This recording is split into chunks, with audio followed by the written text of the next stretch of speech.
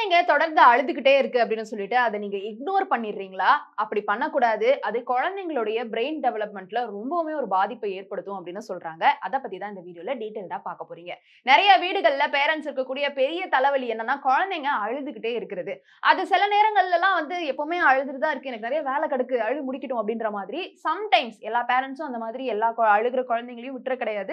ஆனா சில நேரங்கள்ல அவங்களுக்கு இருக்கிற டென்ஷன்லயோ, வொர்க் லோட்லயோ அழுகுற குழந்தைங்க எப்ப பாரு அழுதுட்டே தான் இருக்கு அப்படின்னு சொல்லிட்டு சில நேரங்கள்ல மிஸ் பண்றதுக்கான சான்சஸும் இருக்கு. அந்த மாதிரி சான்சஸ் இருக்கிற பட்சத்துல நான் என்ன சொல்ல வரேன் அப்படின்னா, அந்த குழந்தைங்களோட பிரெயின் டெவலப்மென்ட் அப்படின்றது அஃபெக்ட் ஆகுதான். சோ ரொம்ப நேரமா குழந்தைங்க அழுதுகிட்டே இருக்கிறதுனால, அந்த குழந்தைங்களுக்கு என்னென்ன தீமைகள்லாம் வந்து ஃபியூச்சர்ல வரும் அப்படின்றத பத்தி இந்த வீடியோல நீங்க பார்க்க போறீங்க. நம்பர் 1 முக்கியமா குழந்தைங்களுடைய ஐக்யூ லெவல் பயங்கரமா வந்துட்டு கம்மியாயிடும் அப்படின்னு சொல்றாங்க.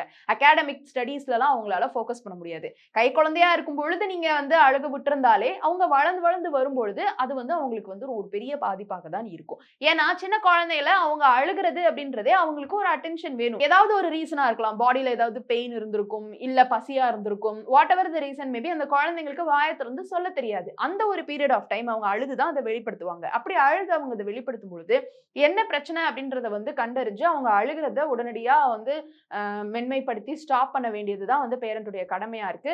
ஆனா ரொம்ப நேரமா வந்து அழுக விட்டுட்டு அதுக்கப்புறமா வந்து அவங்கள இக்னோர் பண்றது அப்படின்றது தான் ஃபியூச்சர்ல அவங்களுடைய ஐக்யூ லெவல கம்மி பண்ணுது. அகாடமிக்ல அவங்களால ஃபோக்கஸ் பண்ண முடியறதில்ல. நம்பர் 2 சைக்காலஜிக்கலி அவங்களுக்கு வந்து ஆங்ஸைட்டி, டிப்ரஷன் இதெல்லாமே வர ஆரம்பிச்சுருமா. என்னது குழந்தைகளுக்கே டிப்ரஷனா அப்படின்னு கேட்டீங்கன்னா, ஆஃப் கோர்ஸ் எஸ். பிகாஸ் அந்த பீரியட் ஆஃப் டைம்ல குழந்தைங்க அழும்பொழுது அவங்களுக்கு அந்த கார்டிசால் லெவல் அப்படின்றது வந்து இன்கிரீஸ் ஆகுது. Which is a stress hormone. நார்மலா நம்மளுக்கு அழுதா இன்கிரீஸ் ஆகுதோ இல்லையோ, சில நேரங்கள்ல ரொம்ப டென்ஷன்ல, ஸ்ட்ரெஸ்ல நைட் தூங்காம இருக்கிறதுனால, இந்த மாதிரி நெறைய காரணங்கள்ல நம்மளுக்குமேவும் கார்டிசால் வந்து இன்கிரீஸ் ஆகும். ஆனா குழந்தைங்களுக்கு இந்த மாதிரியான அழுகக்கூடிய டயத்துல வந்து இமிடியேட் அட்டென்ஷன் வந்து தேவை. அப்படி இல்லன்றப்போ ஸ்ட்ரெஸ் ஆயிடுவாங்க. ஐயையோ! என்ன நடக்குது? ஏது நடக்குதுன்னு அந்த சின்ன மூளைக்கு ஒண்ணுமே புரியாது. ஆனா அதுக்கு புரியற அந்த ஸ்டேஜ் வர வரைக்கும் நீங்க கூட இருந்து பாசிஃபை பண்ண வேண்டியது பேரண்ட்ஸ் உடைய ஒரு முக்கிய கடமையா தான் இருக்கு. நம்பர் 3 1,00,000 தாய்மார் மற்றும் அவங்களுடைய குழந்தைகளுடைய அந்த ஒரு காம்பினேஷன்ல நடத்தப்படக்கூடிய ஒரு ரிசர்ச்சின் மூலியமா என்ன சொல்றாங்கன்னா, இந்த குழந்தைங்க வந்து பேரண்ட் உடைய அதாவது முக்கியமா தாயுடைய அந்த ஒரு அரவணைப்ப ரொம்ப எதிர்பார்க்குறாங்க. அழும்பொழுதோ இல்ல whatever the period of time அவங்களுடைய அந்த அரவணைப்பு இல்லாததுனால, முக்கியமா அழும்பொழுது இல்லாததுனால அவங்களுக்கு இந்த மோட்டார் கனெக்ஷன் அப்படின்றது பாதிக்கப்படுது. கம்யூனிகேஷன் ரொம்பவுமேவும் பாதிக்கப்படுது. சோ நாளடைவுல இப்போ சின்ன வயசுல அழுது அழுது ஃபோக்கஸ் பண்ணாதது அப்படின்றது அவங்க மனதுல கண்டிப்பா வந்து பதிவடைஞ்சிரும். அது நாளடைவுல வந்து ஒரு விஷயத்த கம்யூனிகேட் பண்ணணும் அப்படின்ற ஒரு டைம் பீரியட் வரும்பொழுது அது ப்ராப்பரா கம்யூனிகேட் பண்ணாத ஒரு குழந்தையா வந்து அவங்க மாற ஆரம்பிக்கிறாங்க. அடல்ட்ஹுட்ல இன்னும் அது ஒரு மோசமான ஒரு விளைவுகள வந்து உண்டு பண்ணுது.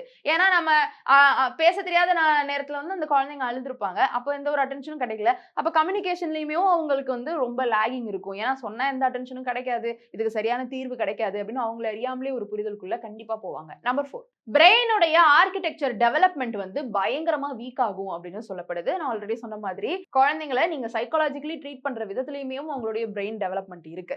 சோ பிசிக்கலி அவங்களுடைய பிரெயின் டெவலப்மென்ட் வந்து ஆர்க்கிடெக்சர் வைஸ்லயே வந்துட்டு ரொம்ப வந்து டிஃபர் ஆகும். அது வந்து ஃபியூச்சர்ல உங்களுக்கு நிறைய ப்ராப்ளம் கொண்டு வரும். பிரெயின் ஸ்ட்ரக்சரலாவே கரெக்ட்டா ஃபார்ம் ஆகல அப்படின்னா கண்டிப்பா ப்ராப்ளம் வரும் தானே. அந்த ப்ராப்ளம்ஸ்லாம் உங்களுக்கு வருது. நம்பர் 5 ப்ராப்ளம் சால்விங் அப்படின்றதே அவங்களுக்கு வந்து அந்த ஏர்லி சைல்ட்ஹுட்ல இருந்து ஸ்டாப் ஆயிடுது. இல்லனா ரொம்ப கம்மி ஆயிடும் அப்படின்றது தான் சொல்றாங்க.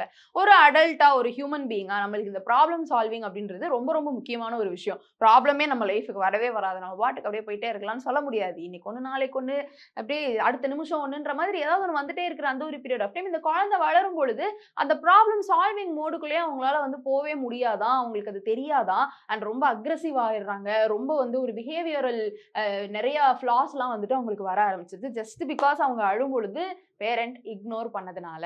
சோ சின்ன விஷயம் மாதிரி தான் தெரியும். சில நேரங்கள்ல உங்கள அறியாமலே கூட நீங்க பண்ணியிருந்திருக்கலாம். ஆனா இந்த விஷயத்துல இனிமே நல்லா ஃபோக்கஸ் பண்ண ஆரம்பிங்க. குழந்தைங்க அழும்பொழுது இமிடியேட் அட்டென்ஷன் தேவை. What ever the reason they are crying. அது ஒரு தப்பான ரீசனுக்கா கூட இருந்தாலும் நீங்க போயிட்டு அத புரிய வைக்கலாம். பேச தெரிஞ்ச குழந்தைங்களுக்கு ஆப்வியஸ்லி புரிய வைக்க முடியும். கை குழந்தைங்களா அழுகிற பொழுது நீங்க இமிடியேட் அட்டென்ஷன் டெஃபினெட்லி குடுக்கணும் அப்படின்றது தான் சொல்றாங்க. சோ இந்த வீடியோ உங்களுக்கு பயனுள்ளதா இருந்ததா? உங்களுடைய கருத்துக்களை கீழ வந்து கமெண்ட் பாக்ஸ்ல ரியா என் கூட ஷேர் பண்ணலாம்.